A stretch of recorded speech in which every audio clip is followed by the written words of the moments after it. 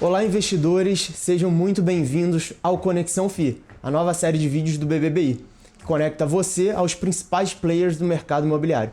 Aqui a gente vai direto ao ponto para discutir momento, tendências e as perspectivas tanto dos fundos imobiliários como do mercado imobiliário no geral. E hoje, para começar, vamos com a pergunta que não quer calar. 2026 será mesmo o ano do tijolo? Nesse episódio, a gente vai abordar como indústria de galpões logísticos e lajes corporativas tem evoluído aí ao longo dos últimos anos e principalmente o que esperar daqui para frente. Comigo, Vitor Pena, que é o head da nossa área de research aqui do BBBI, e nosso convidado de hoje, o Fernando Diziacas, sócio-diretor da Buildings. Seja muito bem-vindo, Fernando. Obrigado André, obrigado Vitor pelo convite. Um grande prazer estar com vocês aqui nesse bate-papo. Fernando, prazer é nosso. Em nome do BBBI, queria agradecer a sua presença aqui nesse bate-papo que vai contribuir demais. Esse é o primeiro vídeo dessa nova série, Conexão FI, e o primeiro vídeo do ano também, então é um prazer estar Legal. aqui. Grande honra participar. Prazer é nosso. Bom, Fernando, sem mais delongas, a gente queria primeiro que você começasse falando um pouquinho o que é exatamente a Buildings, como que a Buildings atua no mercado imobiliário, né? Como os investidores eventualmente podem acompanhar esse mercado por meio da Buildings. Legal, joia, boa pergunta. A Buildings é uma empresa de pesquisa imobiliária que surgiu lá em 2005, monitorando o mercado de escritórios. E em 2012, com a nossa expertise, a gente também começou a monitorar o mercado de condomínios logísticos. Então, o que quer dizer monitorar o mercado? O que quer dizer uma empresa de pesquisa? Nós temos hoje um time que coleta dados, como eu citei, do mercado de escritórios para 17 cidades no Brasil. Então, imagina, se a gente pudesse dar um chute aqui de quantas torres de escritórios existem na cidade de São Paulo. A gente está hoje beirando 3.000 torres de escritórios. São 2.958, para ser mais exato. E o nosso time tem todas elas mapeadas na nossa base de dados. E, periodicamente, a nossa equipe entra em contato com esses ativos, via proprietários ou administradores, para saber o que está disponível, o que está ocupado, qual que é o preço de aluguel, quem são os inquilinos, se teve uma transação, quem está entrando, quem está saindo, quem que comprou. Legal. E aí, o nosso trabalho é, uma vez que a gente tem toda essa base de dados que a gente monitora, a gente disponibiliza a mercado para os nossos clientes que assinam uma plataforma para acessar esses dados. Então, hoje, grande parte dos nossos clientes são investidores institucionais, as casas, como vocês, outros bancos, até consultorias imobiliárias, mas são empresas que querem, de fato, acompanhar o mercado tanto de escritórios quanto de condomínios logísticos. Então é importante dizer que a gente está num papel aqui hoje muito isento, porque eu não represento proprietários, não represento consultorias imobiliárias, a gente está aqui monitorando o mercado e entregando dados. Então a gente tem uma visão bem imparcial do que está acontecendo no setor, né? Boa, perfeito. Legal. Obrigado aí pela introdução, seja bem-vindo novamente de novo. Vamos começar falando um pouquinho do segmento logístico, né? Hoje ali o setor representa mais ou menos 17% do IFIX, né? E tem fundo aí que deve chegar em quase 10 bilhões de reais ao longo de 2026, né? Se a gente pegar ali durante a pandemia, né, a gente viu um boom do e-commerce, né? Então, se a gente pegar ali alguns dados de número de consumidores, faturamento, a gente vê que foi um dos fatores, talvez, que tenha impulsionado o segmento logístico. Sim. A pergunta que eu faço para ti é o seguinte: existem outros fatores que tenham colaborado com esse movimento dos galpões logísticos de 2020 para cá? Queria que você talvez fizesse um mapeamento dos ciclos que a gente teve de 20 para cá. Por favor. Boa. É uma pergunta que eu poderia ficar o podcast inteiro para responder. Eu vou tentar ser o mais breve e direto possível. Quando a gente olha 2012, quando a gente começou a monitorar esse mercado, até agora 2026, quando a gente pega esse ciclo dos últimos 14 anos, a gente tem muito claramente dois momentos. De 2012 até 2017, a gente estava num ciclo de elevação de taxa de vacância. Por quê? Porque nós tínhamos um volume grande de entregas e uma demanda que ainda não dava conta de absorver todo esse volume. Não quer dizer que havia devolução de espaços ou que o mercado não estava crescendo. O mercado estava crescendo, só que o mercado especulativo, de construção especulativa, ele acabava entregando a mercado mais do que o próprio mercado demandava. Então a gente passou ali por um momento de taxa de vacância na casa dos 17%, 20%, 25%. E o que acontece com o preço de aluguel num cenário como esse? O preço fica estável, para dizer que não cai, mas pelo menos estável. Estabilidade de preço ao longo de 5, 6 anos, na verdade você está perdendo o preço, porque o preço está andando de lado, você está perdendo pelo menos para a inflação. De 2017 para cá, o mercado já veio com o advento dos grandes e-commerces que começaram a ganhar força. Essa curva já começou a alterar. Então a gente viu que a gente chegou num patamar de vacância alto, a vacância começou a cair de 2017 para cá.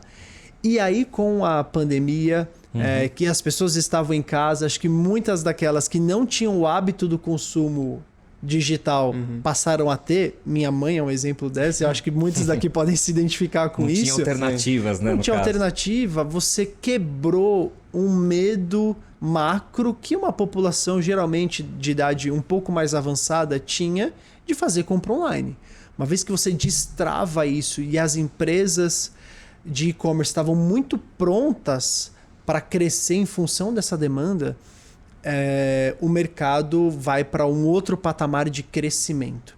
Então, hoje o número é que para todos os condomínios logísticos do Brasil, a gente tem uma taxa de vacância hoje, né, de espaços disponíveis na casa de 7%. É muito baixo. Então, a gente saiu de um patamar acima de 20% e caiu para 7%. Então quer dizer que teve muita absorção? Teve, mas também teve muita entrega de condomínio logístico. Para vocês terem uma ideia, o nosso número hoje do fechamento do quarto TRI de 2025, né, o último trimestre consolidado, a gente tem um número na casa de 44 milhões de metros quadrados existentes, prontos no Brasil em condomínios logísticos. Há 3 anos atrás, esse número era de 34 milhões. Ou seja, o mercado cresceu 10 milhões de metros quadrados existentes em 3 anos e ainda assim a taxa de vacância reduziu drasticamente. Num cenário como esse, o que acontece com o preço de locação? Dispara. Para dizer assim, que não dispara, se você falar assim, ele aumentou na média brasileira de R$20 por metro quadrado para 28, 29, R$8, R$9 não é tanto, mas você está aumentando quase 50% se você for pensar nesses últimos ciclos aí de 2, 3 anos. Então é um crescimento muito forte. É óbvio que tem diversos fatores, mas assim, o principal deles, de longe, é o mercado de e-commerce. A pandemia mudou a forma como o brasileiro consome. E aí as grandes empresas de e-commerce estavam preparadas. Hoje tem entregas. Para nós que estamos aqui em São Paulo, a gente está acostumado a receber no dia seguinte. Hoje a gente está tão mal acostumado que se passou do dia seguinte, você já fica assim, mas por que está depois do dia seguinte? Né? Tá meio estranho. Então a gente vê que esse setor ainda tem um potencial gigante de crescimento, porque a gente está num país de tamanho continental. E ainda há muito potencial para outras regiões, ainda que mais da metade do universo existente esteja no estado de São Paulo, né? Então, como introdução, é um segmento que a gente viu nesses últimos anos, que caiu muito a taxa de vacância, assim, a grande absorção se dá pelas empresas de e-commerce. Mas são só elas? Não, você tem empresa farmacêutica absorvendo, você tem empresas públicas absorvendo, o Correio absorve espaço, prefeituras absorvem galpões logísticos para armazenar materiais, documentos, mas assim, na hora que você vai olhar os números, ranquear o top 10 absorções, 7 são empresas de e-commerce. Né? Deixa eu só complementar a pergunta anterior. Teve alguma mudança nesses últimos anos também de tipologia ali dos galpões? Os galpões deixaram de ser galpões únicos, feitos BTS para alguma empresa, passaram a ser mais modulares. Teve alguma mudança ali de inquilino também? Eu queria entender a visão de vocês Claro, sobre isso, perfil, exato. Sabe qual é a principal mudança que aconteceu? Ela é óbvia e ela impacta em outras mudanças que você citou. Mas eu acho que a principal mudança a gente precisa estar muito mais perto do setor consumidor, do público consumidor. Então a grande tendência que a gente vê, por exemplo, no estado de São Paulo, é se aproximar da capital. Então assim, quando talvez há um ano atrás eu virasse para vocês e para quem está ouvindo a gente, falasse assim, mas qual que é a Faria Lima dos galpões, né? Assim, qual que é o principal corredor? Talvez o que estava na boca das pessoas era a região de Cajamar, porque Cajamar foi uma cidade que se desenvolveu muito com essa parte de grandes condomínios logísticos, grandes centros de distribuição, e ela está num raio próximo de São Paulo, né? Ela está ali no raio de 20, 30 quilômetros, na verdade 30 e poucos quilômetros da capital. Então Cajamar era o principal polo e a gente acha assim, pô, Cajamar já é bem perto de São Paulo. Só que aí hoje, qual é o maior centro para onde o mercado de condomínios logísticos está crescendo? É Guarulhos, é onde está surgindo os grandes condomínios logísticos. Por quê? Porque Guarulhos tem espaço para construção, mas Guarulhos está muito mais perto de São Paulo do que de Cajamar. Então você olha para Guarulhos hoje Guarulhos tem um preço acima de Cajamar, a média brasileira é de R$ 28, R$ 29 reais o metro quadrado, Guarulhos bate 45, 46, 50 reais por metro quadrado. E por que as empresas querem tanto estar em Guarulhos? Porque você está muito próximo da cidade, você está praticamente dentro da cidade. Sim. Agora, o fato de você vir, por exemplo, para uma região como Guarulhos, muda um pouco a questão de tipologia. Não muda tanto. Se você tem a possibilidade, você vai construir grandes centros de distribuição, pé direito mais alto possível, ter capacidade de piso forte, porque talvez quem não está acostumado com a dinâmica do tijolo, do imóvel, imagina que você quer ter um pé direito alto, que é para você poder empilhar muitas coisas, só que você precisa ter uma resistência do piso para aguentar esse peso grande também. Então tem duas coisas que todo mercado de condomínios logísticos olha: tamanho do pé direito e capacidade do piso por metro quadrado. Isso é medido em toneladas, para vocês terem uma ideia, né? Então ainda precisa ter sprinkler, tem várias questões técnicas que são super importantes, mas que você vai encontrar em condomínios no Brasil inteiro. Entendi. O grande ponto é quanto mais próximo das cidades, melhor. E aí entra uma questão de tipologia. Aí eu vou responder exatamente o que você perguntou. Quando você está muito, muito, muito dentro da cidade, você consegue abrir mão de alguns aspectos técnicos em detrimento de entrega rápida e a mercadoria praticamente não para dentro daquele galpão, que é o que a gente chama do galpão last mile. O last mile funciona em Guarulhos? Com certeza, dá para sair um carro, um veículo, um automóvel, sair de Guarulhos e vir direto para sua porta? Dá. Só que o volume de entregas hoje das grandes empresas de e-commerce é tão grande que sai às vezes um caminhãozinho para dentro do bairro, e do bairro ele tem um centrinho de distribuição que é literalmente para pegar, distribuir em motos ou carros e dali sim sair para a porta da sua casa. Esse centrinho de distribuição que eu estou chamando pode ser um galpão de 1.500 metros, de 2.000 metros, não precisa ter um pé direito alto, pode ser um pé direito de 6, 7 metros. Por quê? Porque a mercadoria chega de manhã, sai 2 horas depois. Já esvaziou. Já esvaziou. Então hoje, o que tem muito fundo de olho nisso, tem muita empresa desenvolvendo soluções para literalmente logística urbana. É você conseguir trazer um galpão pequeno para fazer distribuição de dentro da cidade. Legal. Então o raio 30 ainda é onde tem a maior demanda. E o raio 90 ali, a gente falou muito no passado de Extrema, né? Sim. No passado recente, na verdade. Né? Acho que a demanda ainda é alta pela região. Como é que é o perfil ali desses... Joia. Respondendo à tua pergunta, o mercado hoje está tão forte, tão aquecido, que todas as regiões performam bem. Tá. Só que aí tem as que performam bem, as que performam melhor, as que são ótimas e as que são excelentes.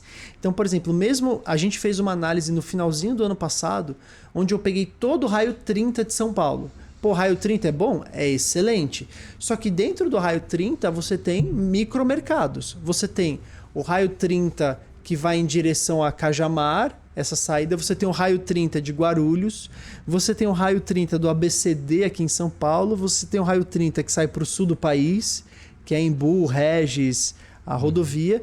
Você tem o raio 30 que é Barueri, que vai para Castelo, o outro interior de São Paulo. E dentro desse raio 30 a gente percebe performances diferentes, preços diferentes.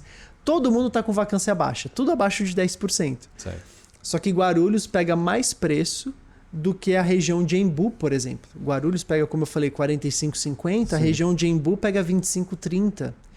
E aí talvez, só fazendo um grande parênteses aqui, talvez o investidor tá assim, pô, mas o que isso tem a ver no dia a dia, né? Bom, localização do teu imóvel vai influenciar no preço de aluguel que ele consegue praticar, que vai influenciar, obviamente, no dividendo que ele vai pagar no final das contas. Então assim, não adianta eu ter um super imóvel e falar, ele está próximo de São Paulo, ele está no estado de São Paulo, ele é tão bom quanto o outro que também está no estado de São Paulo. Não, tem muita diferença de preço e de apetite. De novo, todo mundo performa bem, mas algumas regiões performam melhor.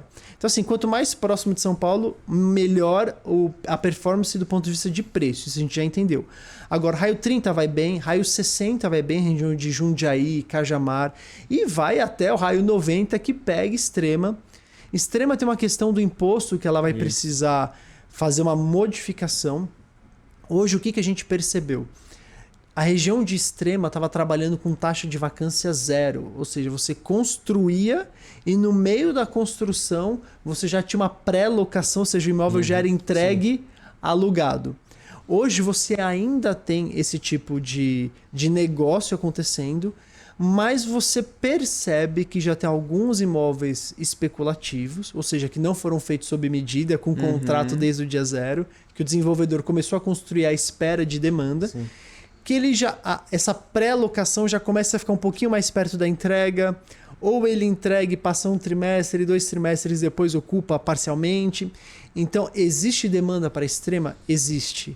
A região está com problemas de taxa de vacância alta? Não está. Mas começa a ter taxa de vacância. Certo. Você começa a ver que a velocidade de absorção não era tão rápida enquanto antes. Então, algumas empresas ainda estão indo, não é um momento de se desesperar. Eu acho que tem mercado, tem demanda para Extrema. Só não dá para a gente dizer, por exemplo, que hoje é a grande cereja do bolo, ou o grande mercado que está todo mundo olhando. Eu acho que hoje Extrema faz parte dessa composição de ótimos mercados, mas que tem outros talvez que estejam na frente. Né? Beleza. Muito bom. Aproveitando o gancho aqui de Extrema, né? Eu converso com muitas gestoras, né? Faz parte aqui do meu trabalho, né? E eu já ouvi vários tipos de opiniões sobre Extrema. Então, a próxima pergunta vai nessa linha, né? Eu queria entender se uma parte você já respondeu, que é a questão da reforma tributária, né? Que pode talvez impactar ali na região. Mas eu queria entender se a infraestrutura que se tem hoje lá, ela conseguiria talvez suportar ou ainda manter a atratividade quase que igual a que está hoje pelos próximos 5, 6 anos. Sim. Eu não sou especialista em infraestrutura e é importante deixar claro que agora eu vou dividir algo que eu ouvi também dos gestores, que são nossos clientes. Eu acho que um gargalo que está latente em Extrema, que eu acho que você traduziu em infraestrutura e eu vou entrar uma camadinha a mais, é mão de obra.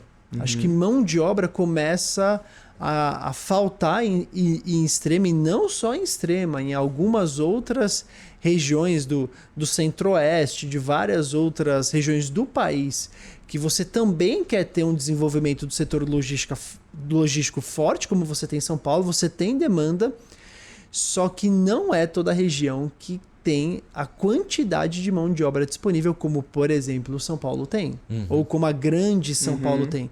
Então, Extrema, a gente está falando de uma cidade pequena do sul de Minas Gerais.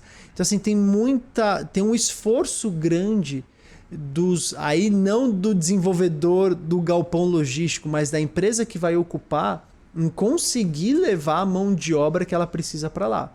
Aí, por vezes, é fretado de cidades vizinhas, e aí o custo começa a ficar uma outra questão. Então, eu acho que talvez um limitador no futuro para o desenvolvimento de Extrema seja a mão de obra para trabalhar nesses galpões. Quem teve já a oportunidade de ver algum vídeo ou visitar, é muita gente trabalhando. Tem automação? Tem robô passando, é super legal de ver, tem robô, mas tem muita gente trabalhando lá dentro, né? Então, essa é uma questão para ficar atento. Mão de obra acho que é um ponto que pode ser um desafio a mais aí no setor. Boa.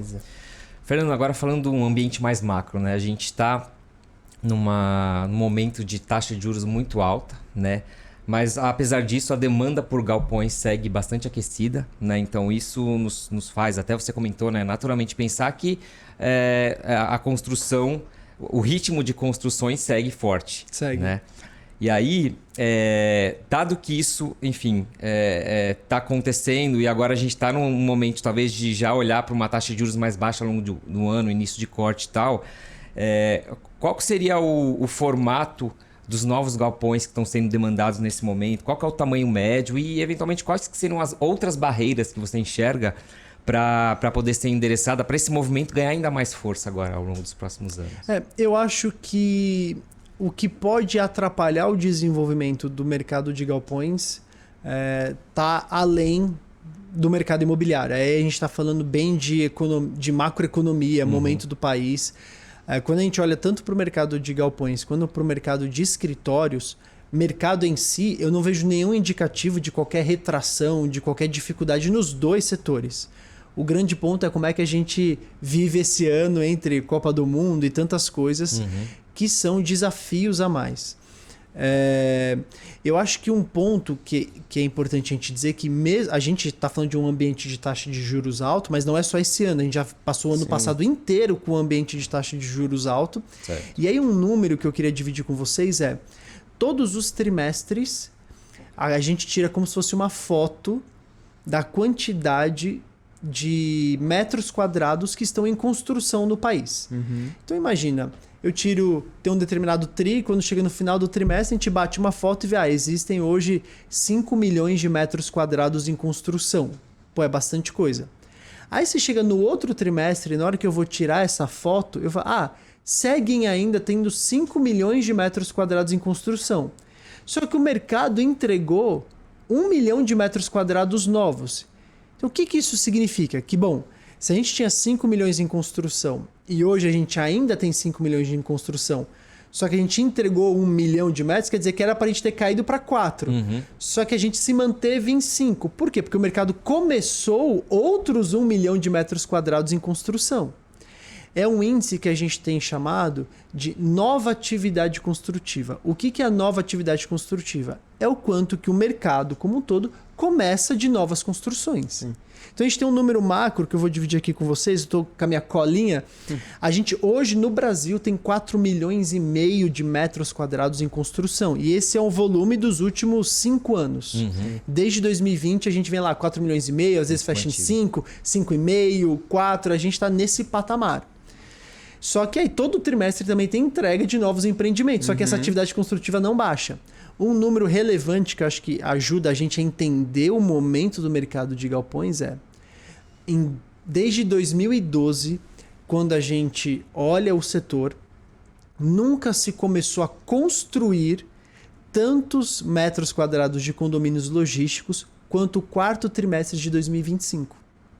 O nosso último trimestre consolidado é o recorde de nova atividade construtiva, com algo como 1,5 milhão de metros quadrados que começaram a construção. Aí você me pergunta, diante desse número, será que os desenvolvedores estão receosos com o ano econômico macro ou estão sentindo que tem demanda e estão injetando energia no setor? Obviamente a segunda opção é muito mais verdadeira. Os desenvolvedores que sentem a demanda na mão.